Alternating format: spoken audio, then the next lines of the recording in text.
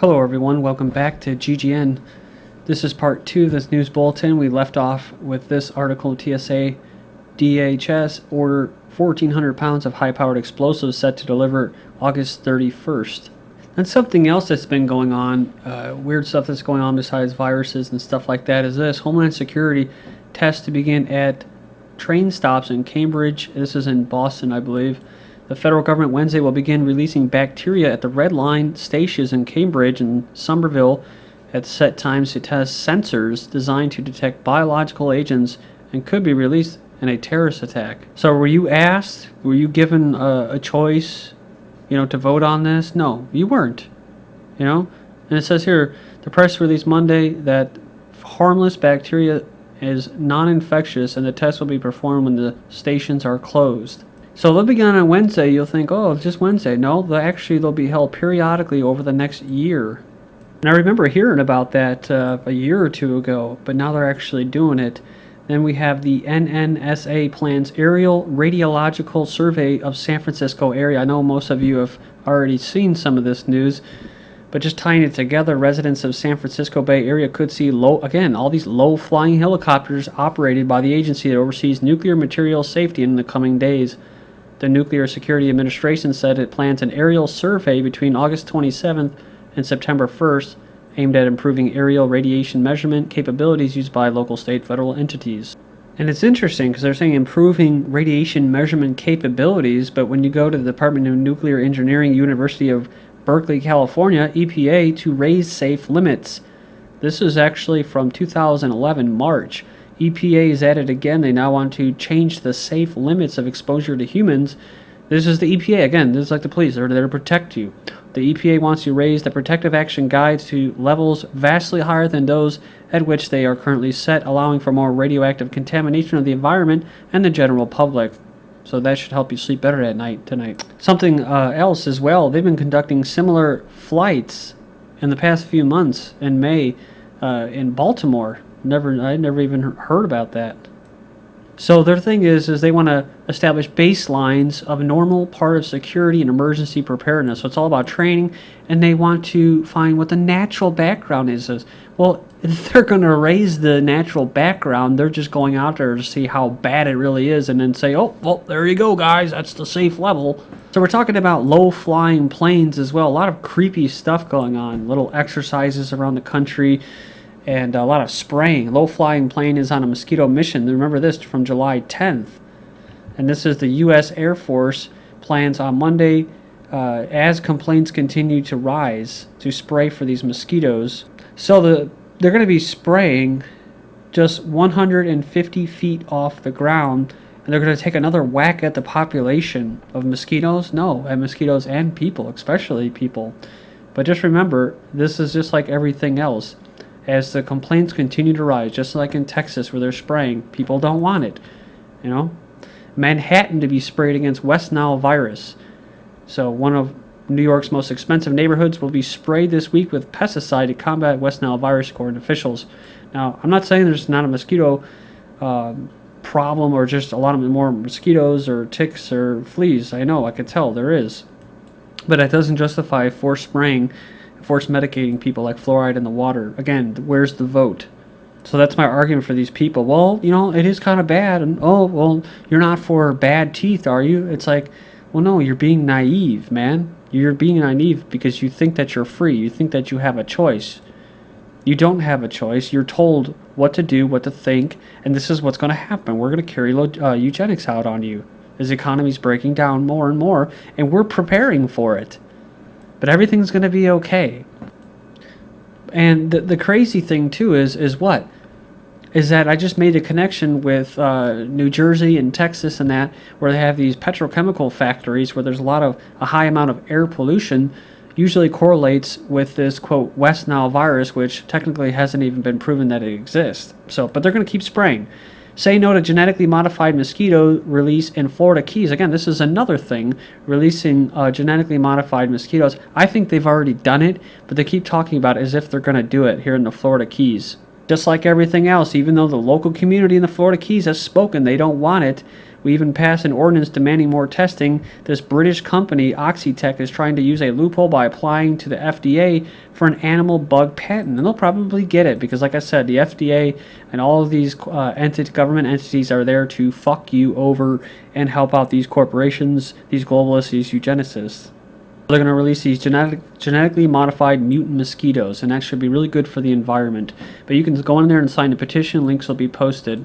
Next up, AIDS-like virus disease mysteriously appears where Merck conducted vaccine trials in Southeast Asia, specifically Thailand. An AIDS-like virus has been found in people that are not infected with HIV.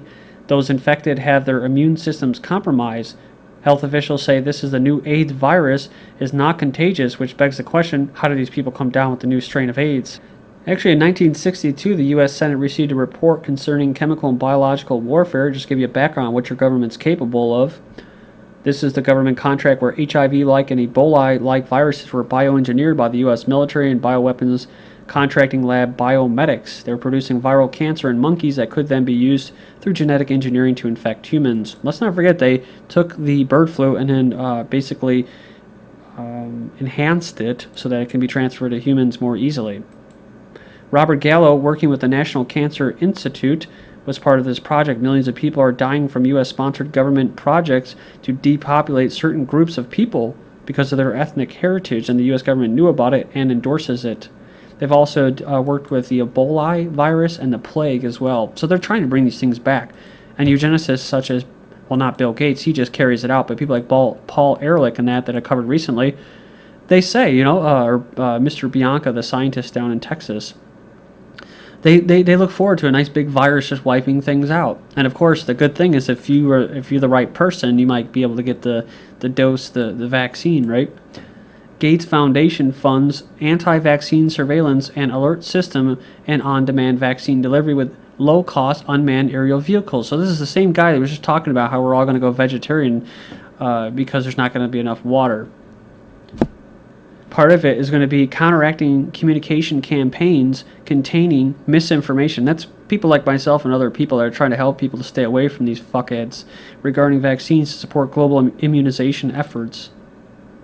So some of these anti-vaccine surveillance and alert systems include developing unmanned aerial vehicles that can be deployed by healthcare workers via cell phones to swiftly transport vaccines to rural, remember I've covered this so many times, rural locations and alleviate the last mile delivery problems.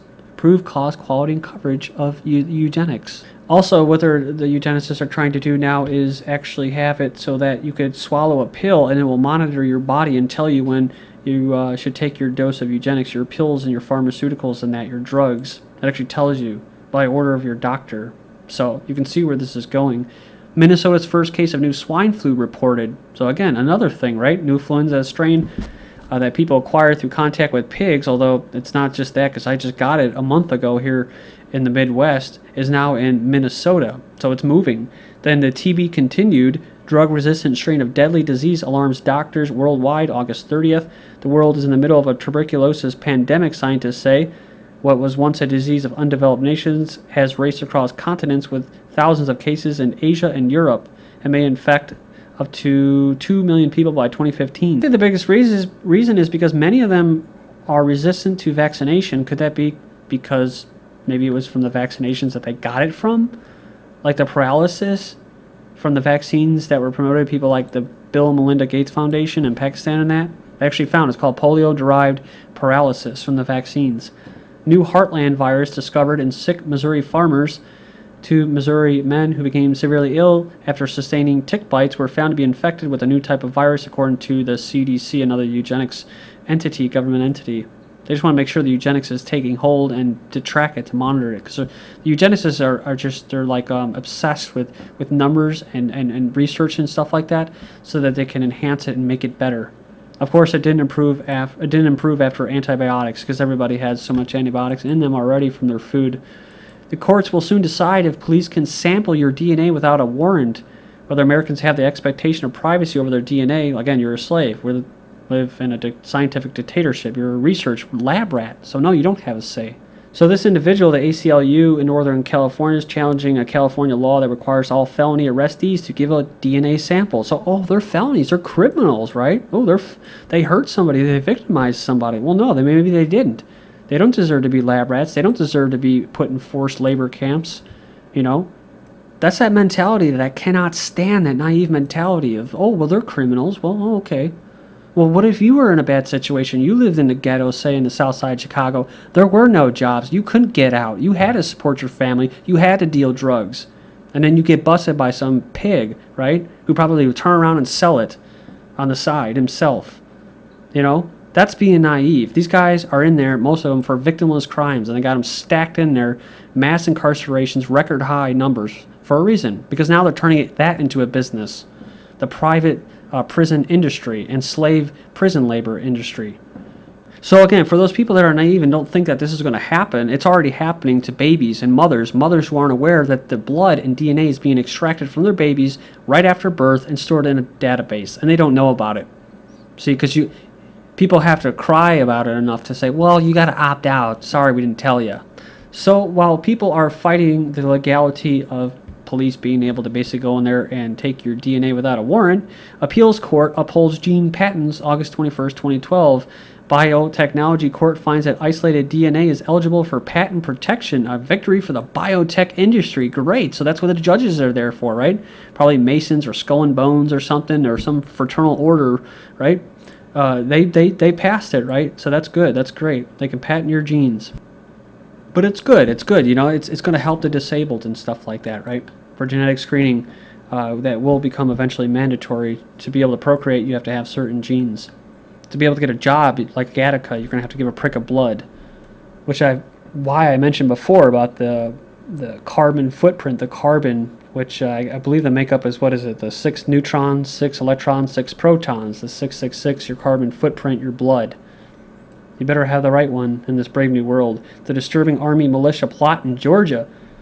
So we're talking about what? Ooh, yeah, talking about a terrorist group with active duty U.S. troops in Georgia who planned to assassinate the president and overthrow the government. So they had big, bold plans and lots of money. So this is just after this Mr. Page, a former vet that went in there and carried out the Sikh shooting. So now they're tying it to military members. They're tying it to white people as the terrorists. Now bringing it home to domestic terror. I've been covering this since I started GGN in 2009, late 2009, early 2010, because I saw this coming. You could see it as plain as day. American Taliban. Now this is the first time that I've actually seen something like this. There was actually like a white dude. American Taliban Sikhs group prayer in Indiana prison. American-born Taliban John Walker Lynn. Nice 3 names, huh? But people in the comment board, they miss it, right? They miss it. They go down there, read a comment board, and they'll say, oh, you waived your rights, you know. Oh, you know, you waived your rights. You're a criminal, and you want to be a Muslim. Like, screw that. You know, that's what everybody says in the comment board, but they're missing the point of what they're doing here, what the agenda is that's taking place. So this group, their ideology, they're saying it's unknown, it's not clear, but they're calling them what? An anarchist group and militia, because that's who the, quote, they see as the enemy, or basically the biggest threat when the shit hits the fan. Because you're going to have people in the militias that are, quote, patriots or constitutionalists are going to be like, well, we saw this coming. This is because of the Federal Reserve System. This is because there's Zionists in our country. This is because we have communists in our country, whatever. And then you're going to have people that are anarchists. And, well, half of them aren't going to be real anarchists because they're going to think that it means no law. Well, it does mean law. It means common law. You know, people have a right to defend themselves and their property still in a stateless society. But my point is that the anarchists are going to be like, well, dude, let's try something new. We have an opportunity. Let's try something new. So those are the 2 biggest threats for the federal government. Another part of this story is what? He used the army to recruit militia members. So where else did we see that? In this story about the Sikh shooting, neo-Nazis are using the army as a training camp. And we're seeing this a lot more. They said about it in the Olympics too, anarchists, right? Agencies warn of possible anarchist activities at the Republican convention. Like everything else, they really don't want people to come out. But if they had it their way, they would just, you know, there would be no voting. There would be no, you can't even go out and protest. They're making that right now, almost to where you can't even go and protest. free speech zones and that. So they do things like this. Hurricane Isaac brings thousands of National Guard troops to the region. Police outnumber convention protesters 4-1 in Tampa. And here's one of the drones that they were going to have on standby for the convention and go up to, 50 miles an hour, shoot shotguns, deploy smoke. But if we're so free and this country's so great, then why all the security? Thanks.